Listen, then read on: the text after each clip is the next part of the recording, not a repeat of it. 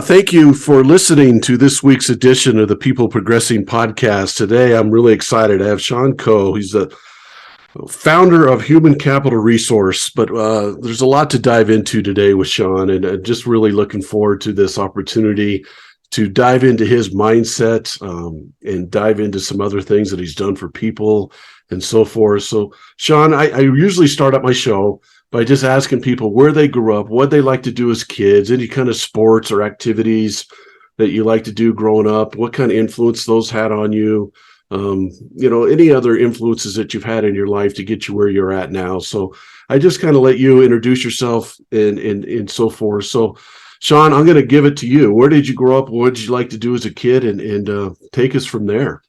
Awesome. Well, first and foremost, thank you for having me on your show. It's always Yeah, a I'm pleasure excited. to be representing another fellow Coloradan. Yeah. So I was born in many, many moons ago, back in 1981 in northeastern Pennsylvania. And I would say that one of the largest things for me in starting off my life was, I've always been heavily involved in sports. The two largest sports that I was involved in throughout high school were definitely football. I played American football, I can say now, is I'll tell everyone where I'm located. I get chastised quite a bit for saying football in Romania. I played American football growing up. I started off when I was C team, so got really invested into physical fitness at a young age, all the way up through college. So I played football and I wrestled. Strangely enough, when I got into college my freshman year, I got injured playing football and decided to pick up shoot boxing, which is now more known as MMA. So I got into competitive fighting and kickboxing probably around the age of 19 after I couldn't play football too much, and then kind of followed that throughout my collegiate career. At the end of my collegiate career is when this is something that not too many people know about me. After being a high school athlete and wearing my Letterman's jacket and my college jacket still, I ended up taking a couple bad injuries back to back, and I picked my head up after 4 years of being out of college, and I went from a 180-pound physically fit man to a 270-pound obese man pretty quick. Oh, wow. So I would say the discipline from physical fitness and martial arts is something that I had at a young life, and then I really lost who I was for a long time. I'd say about 5 to 6 years after college, kind of chasing the almighty dollar and driving sales at all cost, driving revenue at all cost. Had a pretty good corporate career. I was a senior director of operations for Bar Louie restaurant, a handful of those locations still in Bar Louie. But when I first got out, it was the first time where I wasn't forced to work out for anything anymore, right? So I was still strong, Yeah. but I had the worst eating habits you could imagine. So, Yeah. if it was tasty, it went in me. And that's pretty much all I thought about as far as nutrition went. And growing up in Pennsylvania got me into a lot of the endeavors that I'm still in now. I just kind of let those go at the same time, right? So fast forward to where I sit today, I had to almost lose everything. So something that I also don't share with a ton of people that don't know me personally, but around the time when my weight was going up and up, I got hit with the DUI, which was one of the worst/best things that's ever happened to me in my life. And, it was really a forced pause to reflect on where I am in life and some of the decisions I was making. And I think subconsciously, right, we all know this. I was working in an endeavor and making more money than I thought was possible at 27 years old. And I got to be honest with you, I was borderline suicidal because there was no fulfillment in it whatsoever. I was high salary, making over 200,000 a year. As a young man, it seemed very cool. I was living in an airport. I think the last year I was at my corporate job, I was sitting down and I started quantifying how much time I was at an airport for that year, and it was about a third of the year. And I was just looking around like, Wow. this definitely has an end to it, and I don't think I'm going to be able to control this end if I stay on this endeavor. So that was kind of the time of when I started to get out and start some of my own endeavors there. That's an amazing story so far. I want to dive back a little bit. When you were playing football in college, was that in Pennsylvania? Yeah, so I actually played for Delaware Valley, a small school out in Pennsylvania. I ended up Okay. graduating from East Stroudsburg, and it's funny enough because I'm recovering from an ACL surgery right now, but I haven't had too many. I feel for you there. I know how difficult those are. I haven't had too many injuries in my life, but let me just say that the few injuries I've had have been at very pivotal moments in my career. I think both personally, spiritually, and just on a business level as well. when I went through that first injury is kind of when I went back and reflected on, where I was going to get and how I was going to push forward there. Um, but again, I'm sure if you've gone through some of these things, you can kind of fully understand that when you're laying in bed at times, you don't have much left to do besides reflect on some of the decisions of where you went there and maybe where you can go, but you don't have all the distractions around you to kind of help you stay Yeah. in the position that you put yourself in, so to speak. Yeah. Yeah. And I want to go. So when you had that injury that kind of stopped your football career, it seems like you're a pretty competitive person and you needed that competitiveness still in your life. And that's when you went into the kickboxing or MMA Yeah. type stuff. Tell me a little bit about that. What was the need there to keep competing?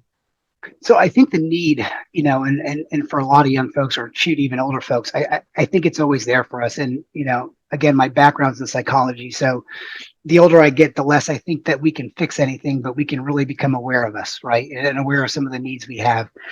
For me, it's a funny story. So when I first got into shoot boxing, how this happened was I had a little guy named Brian Class, who was my RA on freshman year in college.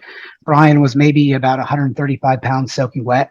At the time, I was about 220 pounds in my undies. I was probably Yeah. pushing more about 240. And, Brian saw me walking through the dorms one day, and this is before I was injured. And he's like, "Hey, you look like a bigger guy. We should go down and roll around on the mats. I got a fight coming up someday and sometime soon, and I just want to see how I can do with some heavier weight." Went down before my injury and was, typical type A cocky guy. Thought I knew Mhm. everything. Was going to toss Brian around, and in about 30 to 40 seconds on the mat, I realized that I was in way over my head. Um, he humbled me very much. I was too insecure at the time. I went back to football, and I got my shoulder injury. So at that time is when the mentality started to hit in a little bit of, I was losing a little bit who I was even at 19, because now all of these things that I had filled my free time with that were positive, I was filling them with, being a freshman in college, all these new folks I could hang out with, all these new parties I could go to. And I started to drift into that. And Brian quickly grabbed me because, again, he was my RA from the first floor and said, "Look, I think this is something where if you can't lift weights heavy for a while," it's like detached my rotator cuff. Didn't need surgery at the time. So I went through Health South rehabilitation, so water rehabilitation, about a 3-month program. Through that therapy, I started training with Brian. And then at the end of that 4 months, a month after I was full time training with him, I had my first fight at Bama Fight Yeah. Night in South Plainfield, New Jersey. Ended up winning the tournament, I think, on sheer luck and who I was matched up against, and that kind of started my endeavor into martial arts. Had a pretty good career with martial arts, but to kind of talk to that point, I've no longer compete, but even at 41, I'm still competing in climbing and Yeah. in skydiving. So I Yeah. think to kind of ask that short question and answer it in a very long way, for me, I find the most fulfillment in my life when I'm pushing myself to the absolute extreme of where I know it's a little bit of a Hmm. stretch to go further, but I never allow myself to get comfortable. And what I can tell you is from these endeavors of my physical fitness, I've been a very in shape person, and then I was morbidly obese, back to a fitness model and competing in physique competitions. Nothing changed throughout all those endeavors besides my mindset and the boundaries that I allowed myself to have or didn't allow myself to have. So I think for someone like myself, and I would argue that I think all of us out there have some of these needs, you really got to find what scratch needs itching and make sure that you're fully balanced. I think we talk about this a lot in, all religions, but to me, balanced is my business successful? Does that allow me to have as much time as I need with my family?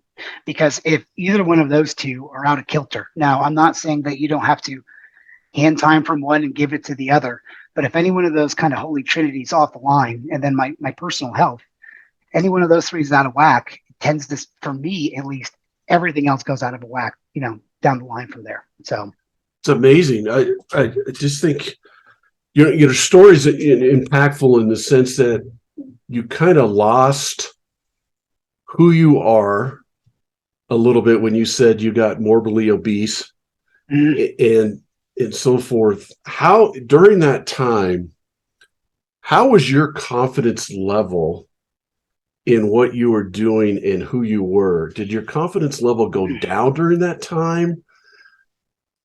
I would say that it was the most overcompensating personality I ever had. And I guess I'll explain on that. I would say overtly, I seemed probably like a type A, vindictive, vicious leader, and I got things done. And we had pretty good results, but it was at a cost to me. So I can tell you how I felt a lot after leaving shifts, and being a multi-unit operator. I'd have the highest sales in the company, highest year-over-year sales, but to do that, I was just barking at everyone. So kind of reflecting back on there, which that's a very different personality than how I was raised or how I've been for the last 15 years post this time. I think for me, the confidence definitely wasn't there. So I answer this in a weird way because at the time, if you were to ask me that in that moment, I was the most confident I've ever been. Growing up a lot over the last 10 years, I realized looking back at those times that I was an insecure little boy who was very afraid of everything around me. And I think what I was ultimately doing was keeping the world at arm's bay, because if Yeah. anyone got close enough to actually discover that, ooh, maybe I don't really know what's going on, or maybe I don't have the best answer. So I think, and not being fully aware of who I was or capable of being, I tended to overcompensate into an aggression standpoint, which is definitely not a way that we want to be. So No, God, that's a great way to put that. And I want to ask you this question next. Is what's intriguing to me is you overcame that. yeah, What triggered your choice? I say this all the time, that I think maybe the greatest power we have as a human being is the power of choice. I So agree. I'm thinking that something triggered you to say, hey, this isn't who I want to be. I don't want to be that over aggressive person. I don't want to be that insecure person that keeps eating and eating and then puts it out on other people so I can keep them at bay. And what was the incident, or was there an incident or something that triggered you to say, enough, I'm done with this? It was a culmination of, I would say, a few things. And ultimately, I was aware, I think subconsciously the entire time I was acting this way, that this is out of character for who I am. I do think portion of the injury that slowed me down a little bit just to reflect was maybe the first identifier, but it didn't really force me to start doing the work. I started to have some honest conversations with my father, and my father's also an Irish man, obviously, who's very type A and direct. And some of the complications that I felt like were being brought to my table, he informed me that this was me producing those, and so I kind of went to my father for consoling, just, hey, to pat me on the back, tell me I'm still a good boy and everything's Yeah. going to be all right. And my dad kind of smacked me in the face, and he said, look, I raised you better than how you're acting right now. If you feel that the stress of what you're dealing with is making you act in such a thing. So that was a hard conversation, but even that conversation in itself didn't change. I reflected on that for about 3 months. I took the first time off from dating. I would definitely say at this time when I was young and successful, I had a store in every different market, and I probably had a girl that I was chatting with in every different market. Again, all this insecurity. So just filling up all this time that was physical fitness and discipline. Now I'm filling it up with all these distractions. And I was reading a couple books. I actually still have one back here. I just moved into this new apartment in Romania for our offshore. The first book I put out is actually from Paulo Coelho, and this is a book I suggest everybody read. It's called The Alchemist. And The Alchemist is just a story about, it's a non-fictional story. I'm sorry, it's a fictional story, but it's really based around non-fiction story. The premise of the book states that if we do no harm, all mankind has a calling. This calling speaks to you when you're sleeping. It's the last notion you have in your head before you go to sleep. It's the first notion you have in your head before you wake up. If you can, kind of live like a samurai and do no harm to others, the universe would literally unfold in front of you and present you with all of the opportunities you need to create your wildest dream. Well, I thought that was the biggest line Yeah. of crap I've Yeah. ever Yeah. heard. So, but I had a idea at the time, and I was starting to become really, really upset with myself about having some fears. And one of my largest fear at the time was I was deathly afraid of heights. So I started an endeavor when I was living in St. Louis as a multi-unit operator. I started watching a bunch of videos on climbing, a bunch of videos with Tommy Caldwell and all the folks that live out in Colorado before I've ever seen a 14,000-foot mountain. And I just made this idea in my head that I was going to start climbing. Now, again, this is after I'd gotten back into shape a little bit, but I was, didn't own my own business at the time, still working for Bar Louie. But I really decided I made a hard commitment to myself that at least one fear every year I was going to attack. And when I say attack, just like I did with physical fitness or football, I ran straight at it. So when I moved to Colorado, the first thing I did was I signed up for the AGA and to take some guiding certification. It was terrible for about the first month. I ended up becoming friends with Alex Puccio, who's a 9-time world champion boulder at the Movement Gym in Denver. And I was giving her some training, inspiration for lifting weights. I had no idea who she was. She had no idea who I was. And again, I'm a nobody compared to Alex. And then one of my friends came in one day that was a climber, and he said, how do you know Alex Puccio? And I said, I don't know. It's just some strong girl that's been teaching me some stuff to climb. So he pulls out his Instagram and shows me how many followers she has. But in the effort of attacking my fears is really what kind of changed everything for my life. So, I mean, that climbing endeavor led me to the next 3 to 4 steps of what I've done, becoming certified in skydiving. Sitting here today, am I still afraid of heights? Absolutely. Mm-hmm. What it trained me to do, and this is probably a weird scenario, but again, my background in psychology is when I would go to climb or when I would go to exit a plane, I no longer try to pin down all of those emotions, and I think we try to do this a lot in society, whether it's a business emotion or stress or a relationship. I try to, we used to try to control it. And for me now, I would just let it flow through me. And I would visualize a little, sounds funny, and I got to show you here, a little mini Shaun on my right shoulder. Mm-hmm. And I would let all of my emotions do whatever they wanted to do for 30 seconds. I would literally set a timer, and I would talk to little midget Shaun, who's on my shoulder. Yeah. I'd say, okay, buddy, you can freak out right now. And I know this is really scary, but at the end of the day, you are an avatar that's inside of my body. And I'm going to take this emotion right up that rock with me. It took a while. I can't just say the first time that I did this, that the fear instantly went away. But what started to happen in a very subtle way was fear started to mitigate over to respect. Right. And, one of the things Alex always told me was, hey, we love training climbers that are afraid of falling, because whether you're afraid or not, if you fall, you're probably going to die, without a rope. So that fear is actually a healthy thing, and I think really climbing was the first sport, somewhat of competitive fighting, that walk to the cage or the walk to a boxing ring or the walk to a mat. The first person you're fighting is yourself, without a doubt. If anyone tells you they feel no fear, I'll probably call bullshit on that, because I know a lot of folks that do this. But when you're able to withstand that emotion that's so powerful and stand with confidence with it happening, I think you're able to build a lot of systems to get yourself out of those situations, or at least be able to think rationally in those situations. Yeah, it just builds up your confidence. The more you attack your fear, it just builds confidence for the next time that you face it. And then it builds it again for the next time you face it. Like you said, I can't imagine what it had to feel like the first time you went out on the MMA mat to fight somebody, I have a huge, ginormous fear of heights. I know where you're coming from there. And to attack that fear like you did, what an amazing experience that had to be. But how did that translate, in being able to overcome that type of fear, translate into you going out and starting your own businesses and so forth when you had never done that before? Did that just keep building that confidence in yourself that you could keep doing things like that? So this has always been a vision of mine, to be in business. And, one of the things is I've owned 7 LLCs, 7 corporations, and 5 of them, in full transparency, were absolute flops. I just sold the 6th one I started, and HC Resource is still going. But yeah, it did just keep building, and in full transparency, I don't think I started off that way saying that, my God, I'm going to attack my fears and I'm going to be exactly who I know I can become. I don't think that was a forward thought I had at the time.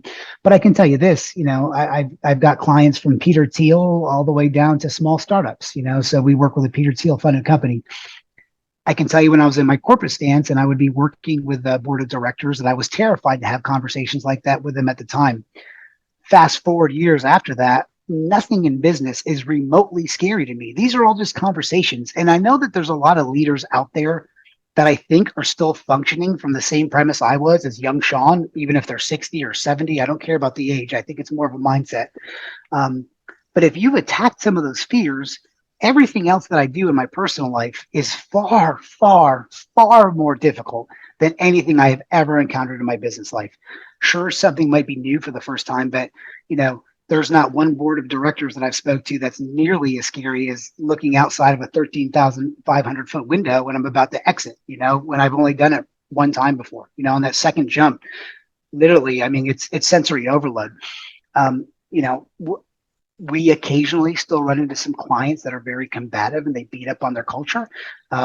We fire those clients. It makes it easier for me to walk away from that kind of bad energy. And it might seem crazy to most, but the confidence I have in to make all those decisions are from the baseline of me facing my fear.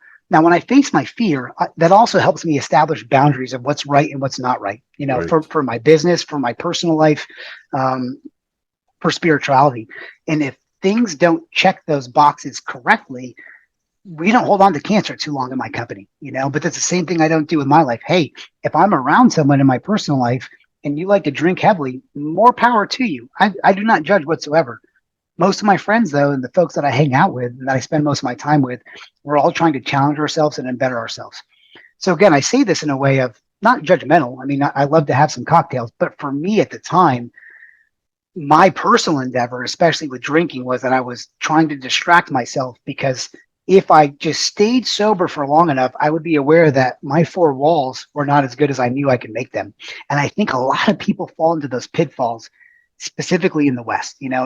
I've been traveling quite a bit over the last 2 years. And one of the strangest things and most beautiful things is I'm coming back to America the same person I am, but I'll never be the same person that left as I will when I come back. I've seen a lot, and it's made me appreciate a lot. But I can tell you, I think you can take these endeavors of facing your fear, and it's applicable in any endeavor that any young person is going to go through. That's amazing. So you would say that the premise for you in the successes that you've had and the failures you've had, and we've all had both of them, Mm-hmm. is based on everything that you said is based on attacking your fears and attacking your fears to a point where that's giving you the confidence to attack your next fear or to attack the next challenge that's coming up in your life. You're not afraid of a challenge because of the ability to let yourself attack those fears. Now, I want to ask you this question, Shaun. A lot of people's fear is based on the fear of failure. Mm-hmm. I don't want to start a business because I might fail. I don't want to talk to the board of directors, like you said, because I might fail at doing that. I don't want to rock climb because I might fail and fall. Mm-hmm. How do you overcome that? How would you tell people that, because you've started so many LLCs and you've sold some and you started new ones and all this and stuff, people who do that really, I mean, I think they probably fear failure, but it doesn't deter them from Yeah, going for it. So how would you say that for somebody out there who might be in the same position? I think I want to go start my own business, but I'm afraid to fail. you probably will, without a doubt, and fail often and fail forward. And it's funny for me to be here having these conversations now, and I coach a lot of my young entrepreneurs on this, and I coach my team on this as well. But it's, if you follow, I mean, you pick a name. If it's Gary V, if you want to go back 50 years and you want to talk about Warren Buffett, if you want to talk about any of the influencers out there, they all have a commonality. Now, they do different endeavors, but one of the things they all have in common is do not be afraid to fail, because that assumption of your fear is other people's judgments around you and against you. So what people are really afraid of is not themselves or that they'll fail. In my opinion, they're afraid of the conversations that come up around there. They're afraid that someone might actually discover who they are. I feel that at the same time, they might not know who they actually are. What if I start this and it doesn't work out? I coach this day in and day out, especially to my team. I want you to make mistakes. I want you to make mistakes in the right direction so they fall into a win. I want to talk about what you learned from the mistakes that you had. And I think this goes for ourselves as well. So if it's a young person going to start a business, you're definitely going to make mistakes. How can you put yourself in the best contention to not, so is your business plan buttoned up? Have you done all these things? And sure, there's packages you can go and get, but nothing's going to take away that fear. I just helped a young man recently get a business started. And this is actually a conversation that happened in Denver right before I moved. And he'd been coming down and talking to me for about 6 months about the same idea. What eventually got him to go, and I won't say the exact language on your show because I haven't seen enough of him to know if it's appropriate, but, I had a couple adjectives I said, and his name was Joe. And I said, Joe, I respect you a ton, but at the end of the day, you're either going to have this conversation for the next 16 years of your life, or you're going to go out and you're going to learn from this. At the end of the day, stop wasting my time because I don't want to hear you say this one more time. You get to say two things. I'm never going to talk to you again, or I started my business. He came down 3 days later and he started his business, and still in business about 9 months later, doing pretty well.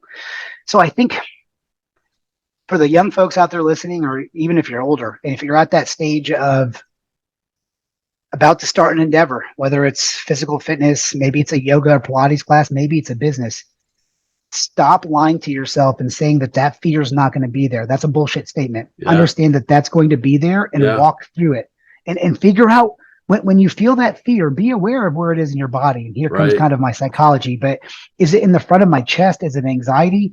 Is it in my back? What else am I thinking about subconsciously when I have this overwhelming anxiety that just stops? And to kind of add into this, wasn't really the question, but what led into the question that you asked for myself and challenging myself, something I think we all kind of succumb to this at some point in time. I firmly believe that we all have imposter belief, right? So I think that for myself, I am very good at beating my imposter belief out. And I kind of do this, and I'm making a ladder right now with my hands so you can kind of see this. But as I go up and attack a fear, I have to let myself plateau for a month to 3 months. Let me make sure that all my systems around whatever fear I just attacked, or new business endeavor, or a new vertical that I'm starting with in my company, let me make sure that I'm not just pushing through with ultimate strength and gusto, but I'm also observing what's happening around. But fast forwarding from starting a business, kind of getting over that fear, I'm now using the same mantra to build more verticals and say, okay, I got to 7 figures. How do I get to 8? Okay, I'm to 8 figures. How do I get to 9? And again, that's a big leap there. But I think if we consistently have that mantra or that foundation of, as soon as I attack something, I'm gonna become the best at it. I mean, I literally sit at something and I said, I'm going to become a climber. I look from down up and I say, what does it take to become the best climber I can become within the means of what I have? So that's training, nutrition, the whole nine. Same idea with the business. But if I was to start a relationship, a friendship, a side project of business, kind of the systems of how I start something, and I think it's done subconsciously, but I can articulate it later in life. I start off with the same premise. And even now, the imposter belief I'm attacking for myself is obviously coming live with you. I mean, I think I shared some of this with you, but I'm about to start my own podcast. This is something that people have been telling me for 7 years, literally almost on a daily basis. If people followed you with a camera, you'd be a household name. For whatever reason, Joe, for the last, I've told myself I'm so busy building my business, but I think ultimately I still have some of that fear, and that's okay. And I think that how we can get through that is from first acknowledging it. Don't deny it. So that's the best gift I think I can give to someone else. It's so normal. Like, be afraid, like, talk about it, get a coach, but don't expect the people that are around you. And this is where it gets really difficult. Do not expect the people that are around you to be the support group you need to get that endeavor going. If you have a vision that nobody else can see, it is on you to bring that vision to fruition. And I think that's where a lot of folks get kind of laid down. If you were to talk to anyone on my team, they say the number one trait about me is I'm resilient and I'm relentless. I'm not the fastest guy. I've never been the biggest guy, but I've never been outworked by anybody. Yeah. That's a bold statement, but I can say that with full honesty. Just not afraid to put in the work. And whatever happens, if you fail and you did your best, it's not really a failure. I think we need to reapproach what failure means in our society. And I Yeah, think yeah, that people think, oh, I got you, especially in this cancel culture. It's just all bullshit. And all those people that are passing judgment, 9 out of 10 of them are projecting from a place of where they feel about themselves, not how they actually feel about you. So control alt delete to those conversations and get in the game. yeah. God, it's beautiful. Gosh, um, and I say this all the time, that fear is natural. Mm, And if people say they're not, don't have fear, they're lying to you. Um, 100%. and I think what I try to tell people is what I want you to do is outwork your fear. So I I want you like to that. get to a point where you're outworking the fear, so that fear becomes secondary now. Because when you outwork it, you gain the confidence to get through it. And I love how you put that. And the other thing I think is so amazing listening to what you're saying is everyone has been in that position. And I think when you're talking about what success is, and this is kind of going back to my study of John Wooden, but it's about the process. It's about setting your process. And I've had some shirts and hats made that say, win the process. Mm-hmm. Because I think the fear that you should have is the fear of regret.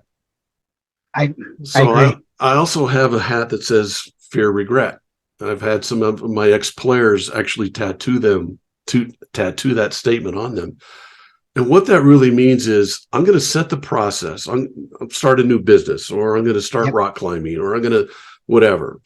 And I'm going to have a process. And you said it, and I loved how you put this. You said to be the best I can be, Exactly. not the Yep. best that somebody else thinks I should be, the best that I can be.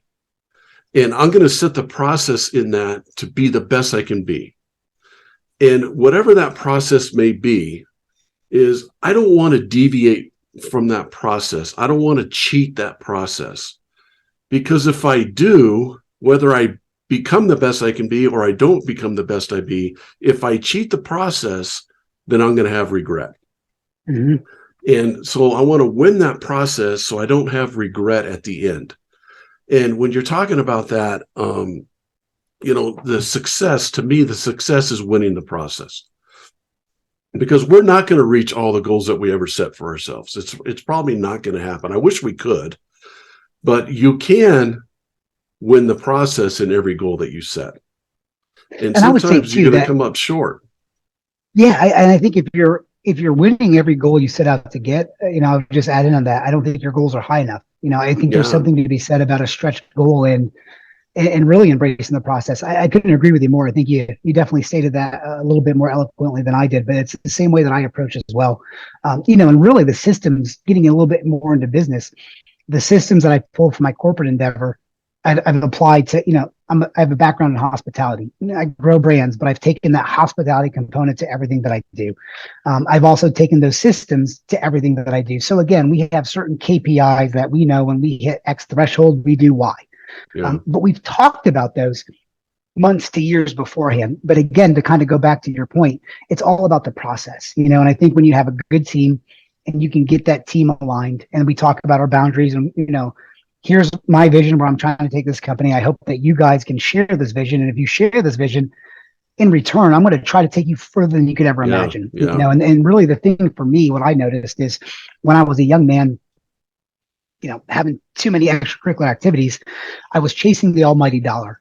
And when I started to make those pivotal changes and reading Paulo Coelho and kind of getting out and really discovering myself, the main change I took was I stopped chasing the dollar and I looked at everybody around me. And this is when I was still in my corporate job. And I said, I'm going to get everybody that's here as far as I can get them. Mm-hmm. And in return, that led Yeah. to revenue and money Yeah. beyond my wildest dreams. I mean, if just I think back even right now, I'm sitting here in Romania. I've been to 72 countries. I've been in my own business full time for only 3 years. All of this was an idea in my head 6 years ago. And the coolest thing to me is, even though I'm talking to you, if I had longer hair on my arms, I could show you it's standing up right now. Yeah. Me But too. I still get surprised some days when I wake up that, my fiance is Romanian. None of the life I have right now I would have if I didn't have the courage to step out there. Yeah. So I take that and I let myself, again, just like with the bad emotion, I let myself feel good for 30 seconds. I spike the football and I go, but Shaun, where are you supposed to be? And how far can I get this? Because again, I look at the world and it scares the hell out of me today, if I'm going to be honest. Not getting political, but on both sides, we're just so vicious to one another. And my fear is that the young and the folks that are coming up in this generation are being taught how to become victims from both sides. Mm-hmm. And the world is never going to be fair to you and yada, yada. And they're already giving up before they start.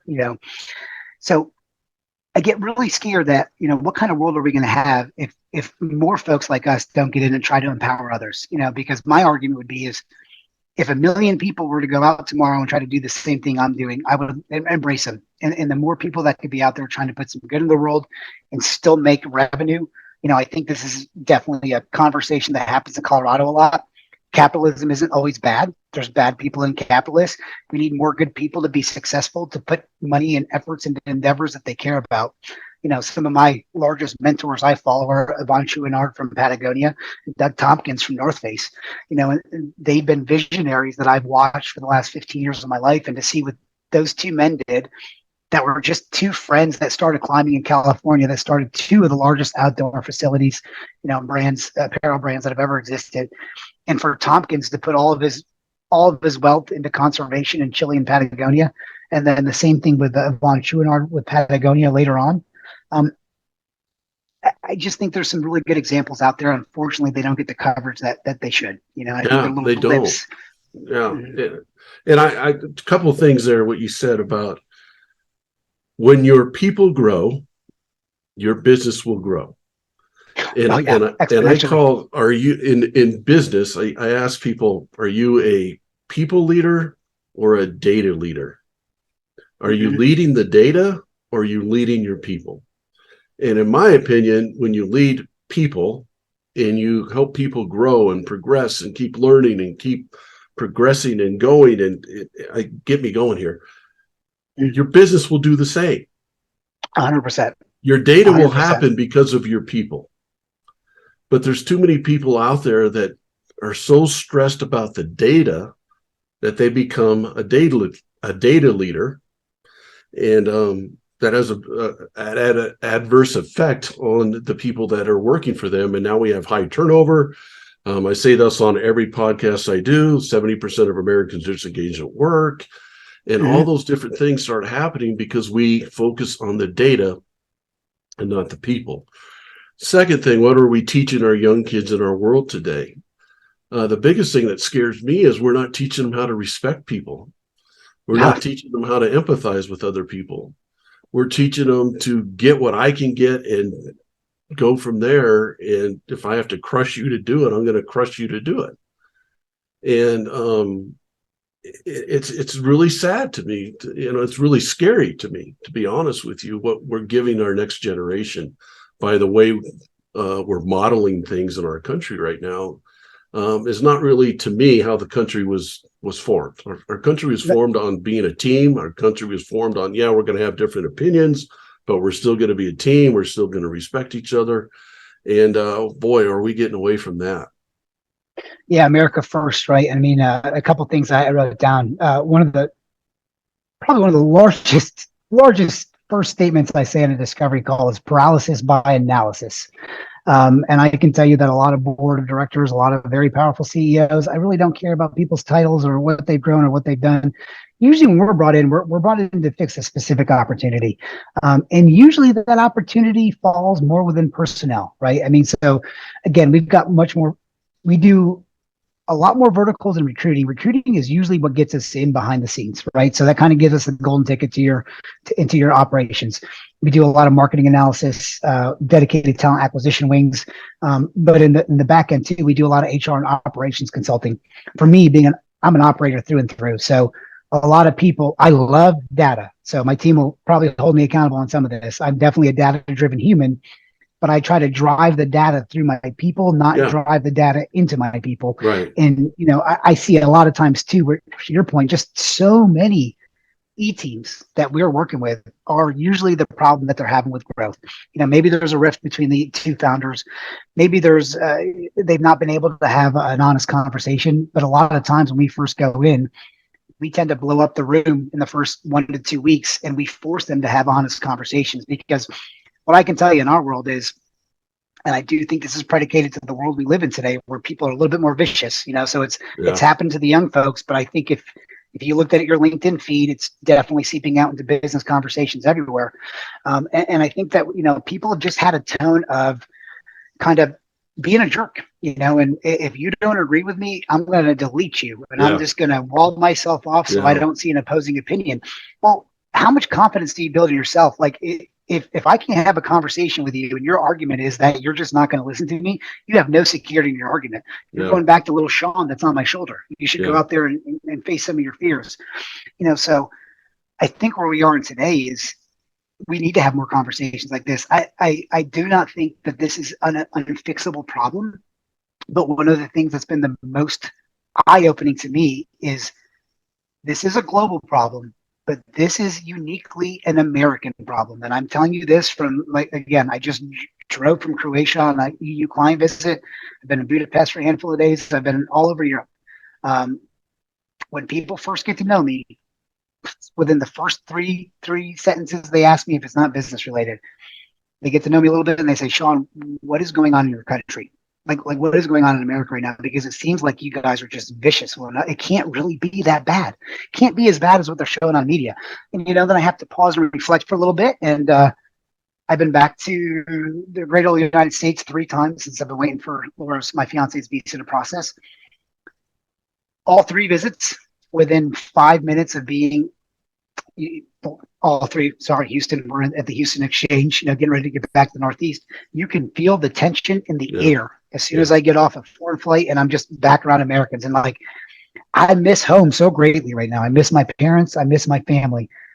But I do find myself, when I'm thinking about being homesick, I'm remembering the 80s and the 90s that I grew up in, not necessarily today. So again, I think I probably feel a lot like you do, and it's time for me to get back and speak a little more, because I think that there's probably a lot of us out there that feel the same way. And I think that maybe our voices are just being silenced because we're not speaking enough. And again, I'm the kind of person where I'm in the middle of the road. I don't care who you vote for. Just vote if you want to, but be able to have a conversation with each other. Me too. So no, it makes so much sense. And I think it's, I want to go into this because, Shaun, we've almost gone an hour already, which is amazing to me. This has gone. I can chat with you forever. I'm sorry if I'm going too long. This is amazing.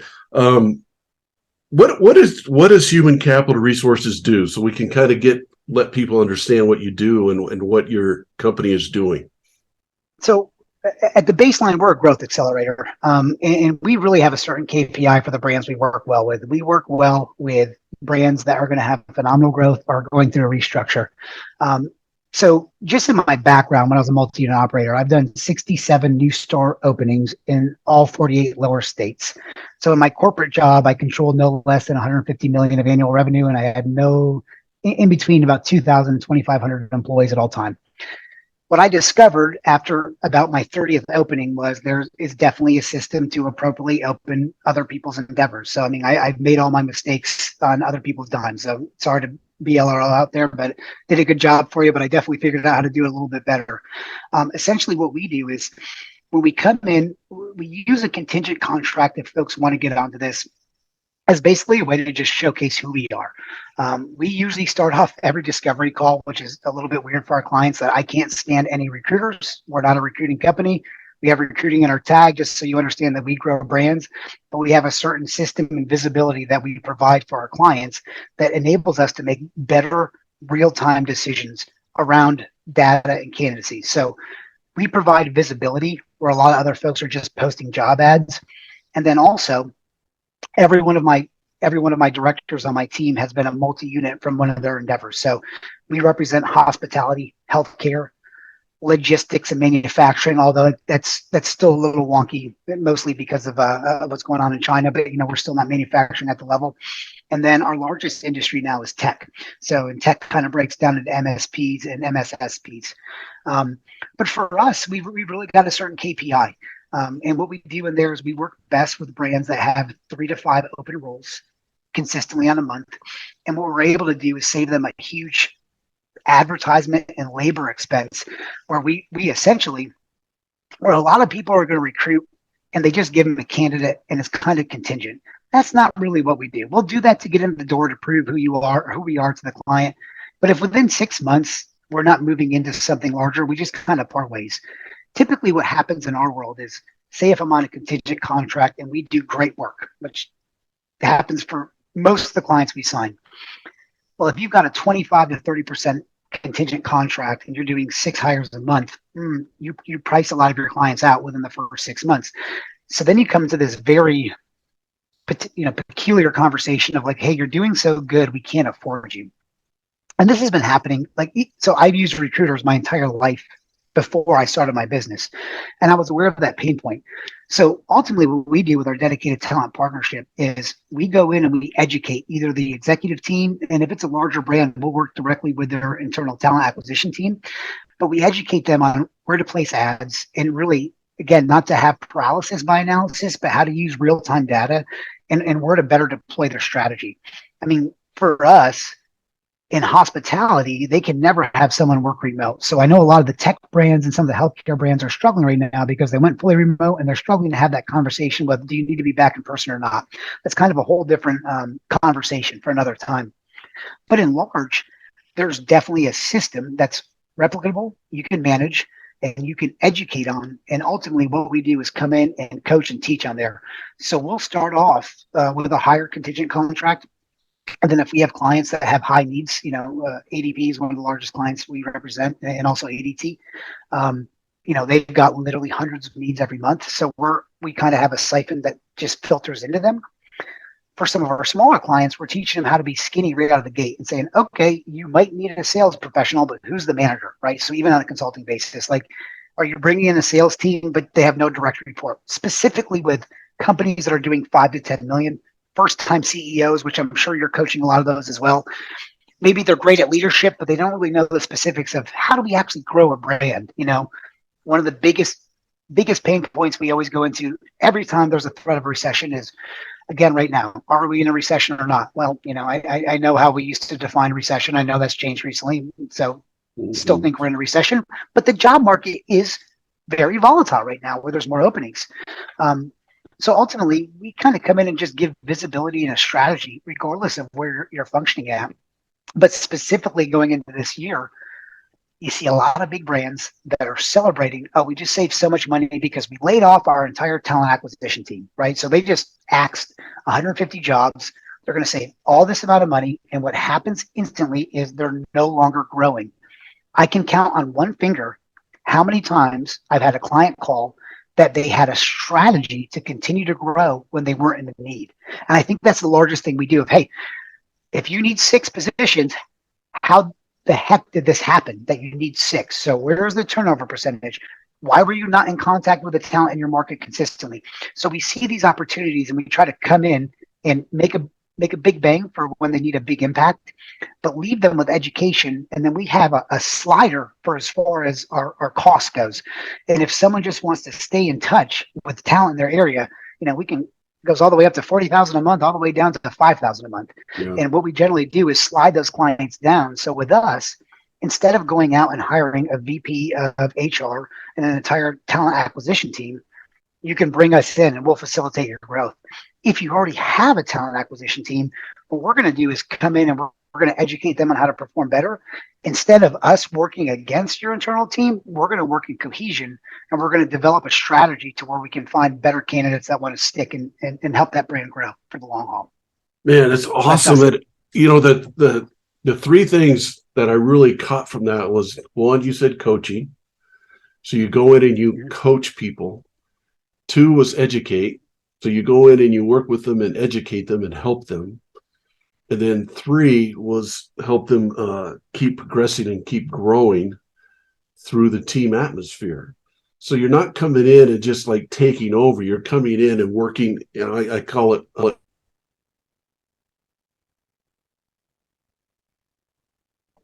And oh no, did I lose you? Oh, I got you back. Got you hold back on just a for a second. second. Sorry about that. Yeah, so it's more of a work with relationship with people instead of a work for relationship people. We're going to come in. Yeah, yeah. We're going to model basically, in my opinion, here when I'm listening to you. You can correct me if I'm wrong. We're going to model how to work with you so that when you're in your business, you can have the same type of atmosphere, the It, same culture. That it's everyone in repeatable. business is going to work with each other, not work for each other. And that's really intriguing to me. And I wish we had more of it going on in our business world. Because what got me on my journey, Shaun, was this 70% of Americans are disengaged. I read It's that it's through accurate Gallup. too. And then I read also that those 70%, they did a study on them and said 85% of those 70% said it's because of the leadership they work for. Yeah, they can beat people down without a doubt. Yeah. And So what you're teaching and educating and coaching when you go in and work with these companies is that work with type relationship. And this is how you get your people to keep growing and progressing. I love it.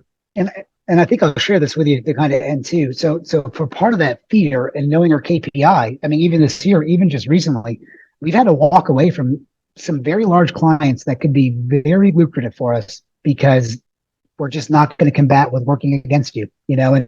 I think that's definitely some time where some folks on my team have struggled a little bit because again, I compensate my folks well and we split profits.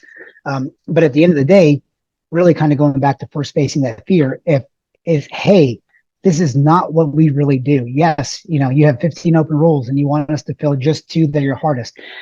We're going to be competing with your internal team. So it's already starting the relationship off wrong, So now like you're grading these candidates at a different level and who's losing out? Your brand. And then Mm-hmm. potentially we're giving my brand a bad image. So I guess that fear thing, even though you attack it, it's not pleasant to walk away from potential revenue. But if you really know who you are and then what your brand is and what you stand for, it makes those decisions a lot quicker. It doesn't make them pleasant, but hey, look, at the end of the day, we're going to agree to disagree. You can try to grow the way you need to, but this is what we do. And what happens is, we've got about 115 active clients. We've got a couple hundred that are signed. But I would rather have 25 amazing clients that we work well with than 1,000 clients that I just have to say that I have. And I think a lot of the folks out there today, be aware of who you're trying to impress. Be aware that likes do not mean revenue. Be aware that likes on Instagram and TikTok and followers doesn't always mean you're going to feel great about yourself. Those are good if you have both. But I think the world is getting very particular at kind of creating some small wins that maybe aren't wins for people, and then they're giving up before they even get started. Yeah. So it's Yeah. like I dipped my toe in the water a little bit, but someone told me that I didn't look too good or my blue shirt wasn't buttoned the right way. And now I just waited for that first negative to kind of walk away from. So I think folks have to be aware of those pitfalls today and just get to know yourself before you try to start anything else. So if you're going to start a business, be sure you understand who you are. And if you do that, you're going to be okay. And you're going to fail. And that'll be okay too. Learn from it. And as long as you keep learning and moving forward, nothing bad's going to happen. Because like I Yeah. think how you said, the process is what I enjoy. I would never sell human capital resource. I got a bunch of other endeavors that I like to kind of flip and grow. I truly love what I'm doing. So I've created a business. When I was in hospitality, I didn't love running shifts, but I love promoting people. I love to grow brands. I love to see someone that was on my birthday, every birthday I get, the older I get, the better texts I get. They're never about happy birthday, but from people I haven't talked to in 10, 15 years. Hey, I just wanted you to know how much you Yeah. changed my life. Maybe it's a conversation I don't even remember having, but to me, that's what success is. It's that freedom. I love to have good revenue to be able to go out and do the things I love. But at the end of the day, I want to make sure I feel great about the things I did to earn the lifestyle I have. And I can sit here in front of you and say right now, I sleep very well every night with the endeavors that I do. So Oh, I love that. And I call it this, Shaun, and we'll get to the last questions here. I know your time is valuable. I call it knowing what your purpose is. And I think it's easier to figure out what your purpose is. So like for human capital resource, you guys have a defined purpose in what you're doing. You want to help people grow.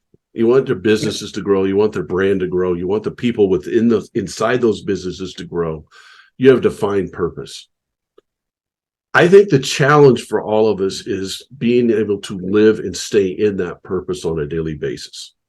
I agree fully. In way you just described how you have had to let some of your clients go, even though they could be pretty lucrative for you, because if we kept those clients, we wouldn't be living in our purpose. I'd It's be way not off there. track. Right. Yeah, I'd be way off track. And that's a challenge that we all have, is staying and living in our purpose.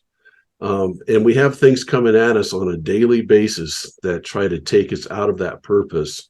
And what you just said was so profound, that even if I have a client that is very lucrative to me and my company, but they're going to take us out of our purpose, we can't have them.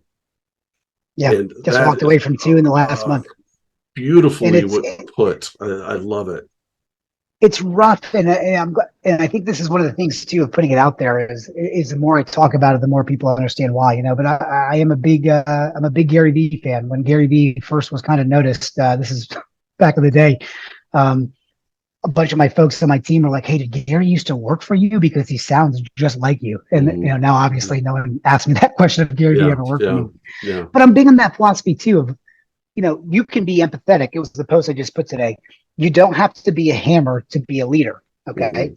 You can be empathetic and you can be kind, but you can still have boundaries, and you can protect your business and your boundaries. Yes. You can still be kind. So I think it's very difficult not to get pulled and distracted. But I think, again, it kind of goes back to how I live my life. I start my morning the same way every day. I wake up, my coffee's ready to go in the morning. I have 20 ounces of water. I meditate for 10 minutes. All these are non-negotiable.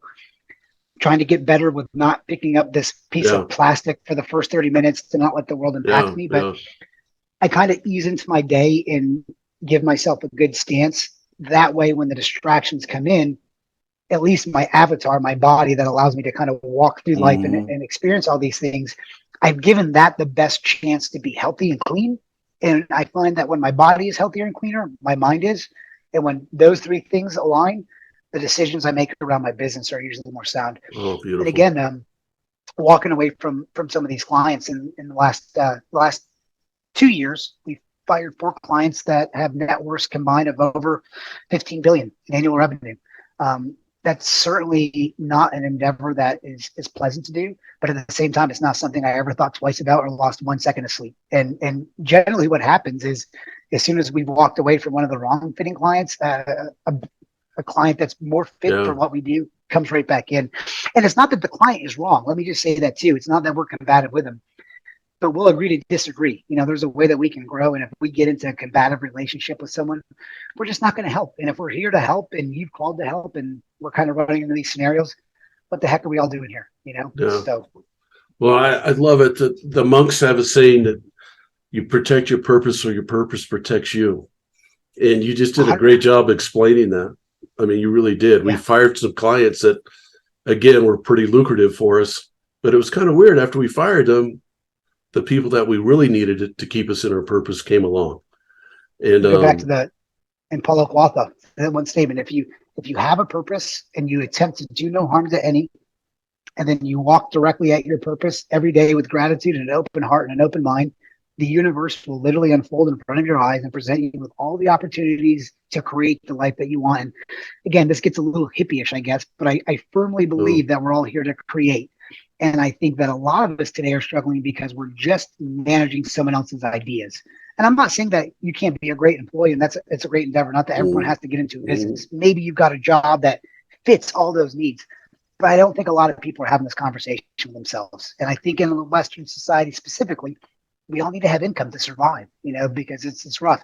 And the largest thing I try to give to everyone I meet is I got to a certain threshold of income that I learned how I actually felt about my corporate job. And no one told me that was going to happen. I love my job. I love my job. I love my job. As soon as I had 6 months of savings saved, I was like, oh my God, I hate my job.